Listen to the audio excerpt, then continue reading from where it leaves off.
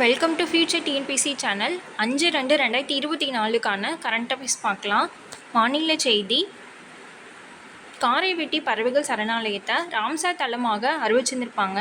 அதை நினைவு கூறும் வகையில் சிறப்பு அஞ்சல் உரையை மத்திய அஞ்சல் மண்டல தலைவர் நிர்மலா தேவி வெளியிட்டிருந்திருக்காங்க. இந்த சரணாலயம் 453.7 ஹெக்டேர் பரப்பளவில் பறந்து விரிந்து காணப்படுது. இது 1999 தமிழக அரசால் பறவைகள் சரணாலயமாக அறிவிக்கப்பட்டிருந்திருக்கும்.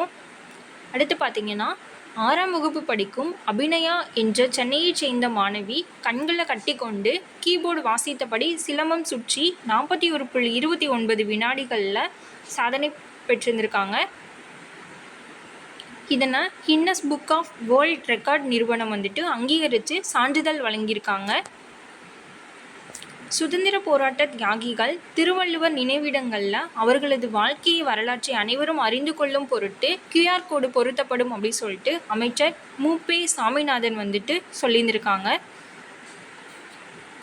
அடுத்து பார்த்திங்கன்னா, தமிழ்நாடு மின் உற்பத்தி மற்றும் பகிர்மான கழகத்தின் தாழ்வழுத்த மின் இணைப்பு பிரிவில் களப்பணிகளை மேற்கொள்வோருக்காக ஆண்ட்ராய்டு கைபேசி செயலி உருவாக்கப்பட்டு அறிமுகப்படுத்தப்பட்டிருக்கு. அடுத்து பார்த்திங்கன்னா, சுறுசுறுப்பான யானைக்கான விருதினை கும்பகோணம் ஆதி கும்பேஸ்வரர் மங்கலம் அப்படின்ற யானை பெற்றிருந்திருக்கு. இந்த விருதை புதுடெல்லியைச் சேர்ந்த மத்திய அரசின் அங்கீகாரம் பெற்ற தன்னார்வ தொண்டு நிறுவனமான லோக் மித்ரா அவுட் ஐந்தா அப்படின்ற அமைப்பு வழங்கியிருந்திருக்கு.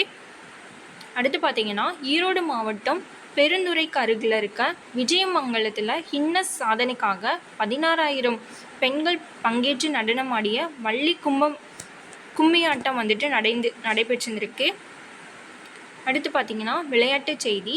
Chennai open ADP challenger tennis போட்டியில் தகுதி சுற்றில் ஒரே இந்தியராக பிரவ்வால் தேவ் வெற்றி பெற்றிருந்திருக்காங்க. அடுத்து பார்த்திங்கன்னா, டேவிஸ் கோப்பை டென்னிஸ் போட்டியின் இந்தியா பாகிஸ்தானை வென்றிருந்திருக்கு. Thank you friends.